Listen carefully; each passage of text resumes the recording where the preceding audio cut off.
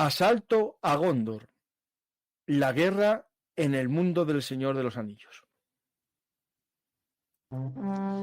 Armas, batallas y hombres que cambiaron el curso de la historia. Esto y mucho más en Bellum Artis Historia Militar. Hola a todos, bienvenidos a Bellum Artis Historia Militar y también ficción militar y fantasía militar.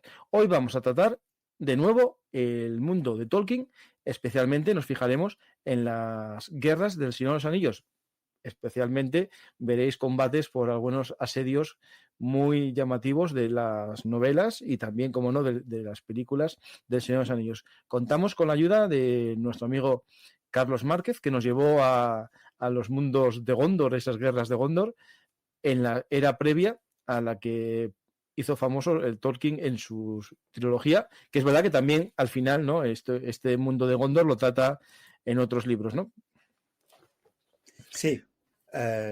Primero, muchas gracias de nuevo por estar aquí. Saludos a todos los que están escuchando. Buenos días, buenas tardes, buenas noches, dependiendo del momento en el que lo escuchen. Y sí, la verdad es que la función o digamos, el objetivo de este trabajo es analizar un poco la especificidad de la guerra y el tratamiento de la guerra en la obra de Tolkien y más especialmente en El Señor de los Anillos.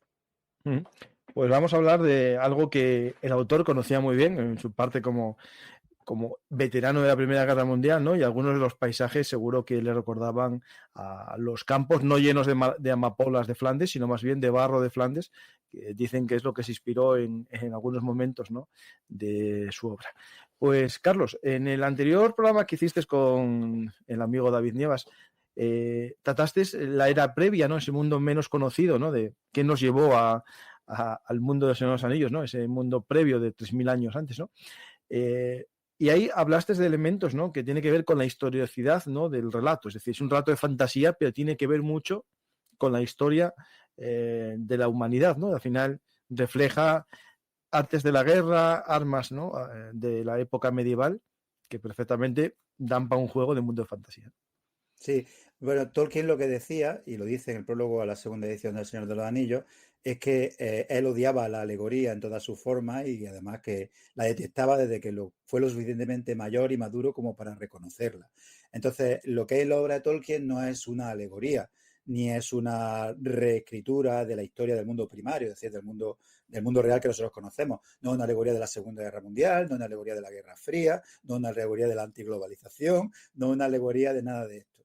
Lo que se dice es que cuando una historia como la que él cuenta, que para él era un reto escribir una historia larga de este estilo y en el que ambientar las lenguas que él había inventado, lo que él decía es que cuando se escribe una historia de este tipo, y una historia de este tipo lo que hace es contener universales. O sea, hay cosas que pasan en este mundo que por fuerza tienen que tener paralelismo en el mundo real. Entonces, lo que dice Tolkien es que las cosas que pasan en la Tierra Media, las cosas que pasan en El Señor de los Anillos, son aplicables. Habla de la aplicabilidad. Entonces, muchas de las cosas que vimos en el programa anterior son aplicables a la historia de Occidente, son aplicables a la historia básicamente de Roma, son aplicables a la historia de Bizancio, pero no porque él quisiera recrear la historia, sino porque cuando tú tienes un imperio, cuando tú tienes unas fuerzas invasoras, cuando tú tienes unas grandes migraciones que en este caso venían desde el sur y desde el este, igual que en el mundo primario, pues el tipo de cosas que ocurren pues son parecidas, ¿no? Sobre Bueno, todo como el de Juego de Tronos que dice, voy a hacer un muro de hielo. Bueno, claro. Adrián pensó algo parecido también.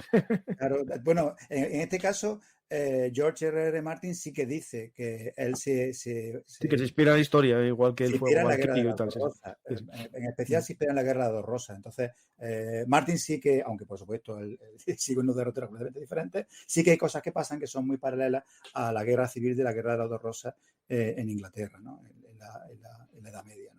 Pero bueno, Tolkien no se inspira en eso, pero es verdad que las cosas que pasan pues son aplicables a nuestro mundo o son parecidas a las cosas que podían parecer, que podían ocurrir en nuestro mundo, y ese es uno de los valores fundamentales. Pues vamos a comenzar con el asalto a Gondor, ¿no? Vamos a ver cómo era la guerra en el mundo de Gondor y también en el fondo un poco ponerlo a raíz de la historia, aunque Tolkien no lo reconozca. Yo si quieres, si veo algo que digo, esto me suena, te lo cuento. Sí, no solamente yo, es que te lo ruego. Yo en mi época juvenil leí El Señor de los Anillos, también tuve mi época de leer Dungeons and Dragons y jugar también a juegos de ese tipo, pero el problema es que mi memoria ya no recuerda todo lo que leí y bueno, estoy un poco, ahora tiraré de películas, ¿vale? A ver si lo refrescamos y también vemos la diferencia que hay entre las cosas que pasan en el libro y las cosas que pasan. Eso ya a mí ya no me lo preguntes, que yo ya, con que me acuerde de las películas ya va a ser mucho. Pero creo que son interesantes, si quieres incluso algo. Sí, eso lo vas contando tú, ¿vale? Muy bien. Pues entonces, como decía, bueno, como yo provengo del mundo académico, lo primero que hay que hacer cuando se va a hablar de un tema para que la gente sepa qué esperar, pues en primer lugar vamos a describir las operaciones militares en Gondor durante la Guerra del Anillo y luego vamos a analizar la plausibilidad, o conforme vamos descubriendo las operaciones militares, vamos a analizar la plausibilidad de las operaciones militares que describe Tolkien, hasta qué punto son plausibles y hasta qué punto son reales o no. Estoy viendo, eso es, tenemos un problema con la presentación y es que las animaciones no van a salir. Entonces, habría que hacerlo de otra manera, Francisco. Vale, pues comparte pantalla, abre el PowerPoint normal y comparte pantalla. Vale, está ahora mismo abierto. Pues ahí vamos. Describir las operaciones. Vamos a ver cómo era el mundo este. Vale, pues lo primero que hay que decir es y solo te interrumpo a partir de ahora un poco. Perfecto, cuando tú quieras. Lo primero que hay que decir es que Tolkien era un escritor, ¿no? Y no era un historiador, aunque sí es verdad que sabía mucho de la Alta Edad Media, porque él era un experto, era un filólogo y era experto en las lenguas medievales, en las lenguas antiguas, especialmente en el antiguo anglosajón, pero también conocía otra variedad antiguas de lenguas como el antiguo nórdico, el antiguo finlandés, en la lengua gótica. Entonces él era un experto en las lenguas de la Alta Edad Media, en especial de las lenguas germánicas, ¿no?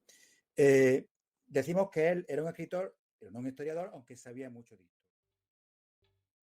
¿Te está gustando este episodio? Hazte fan desde el botón Apoyar del podcast de Nivos. Elige tu aportación y podrás escuchar este y el resto de sus episodios extra. Además, ayudarás a su productor a seguir creando contenido con la misma pasión y dedicación.